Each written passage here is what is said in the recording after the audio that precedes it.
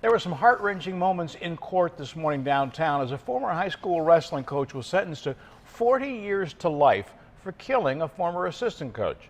There was talk that the men were fighting over the victim's fiancée. 10 News reporter Hannah Mullins live outside court with why the convicted killer got choked up. Hannah? And Bill, there were a lot of heavy hearts. The victim's aunt stood up and talked about saving his voicemail greeting just so she could hear his voice again. Really, I'd like to thank my family and my friends for all their support throughout this year. Let them know that I love them. Jared Needham had a hard time holding it together as he talked about that deadly day. There was a huge show of support from both sides, and there was a thick air of sadness and anger over the murder of Robert Colgrove. His fiancée broke down talking about how she heard the bang and found Colgrove in a pool of blood with a gunshot to his heart. She desperately tried to give him CPR as he bled from the mouth, but he died in her arms.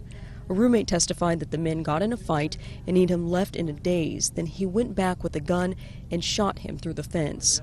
Needham's mom came to her son's defense, accusing Colgrove of being a drug dealer who ruined everyone's life. But his loved ones say he had done a lot of good as a former firefighter and military member, and as a friend. In fact, the two men had even been friends. In court, Needham said he wasn't in the right frame of mind, that he had a concussion and wouldn't have done something like that to his former assistant coach. A wrestling coach who grew up with Colgrove had a message for his friend's killer. In there, it's about accountability.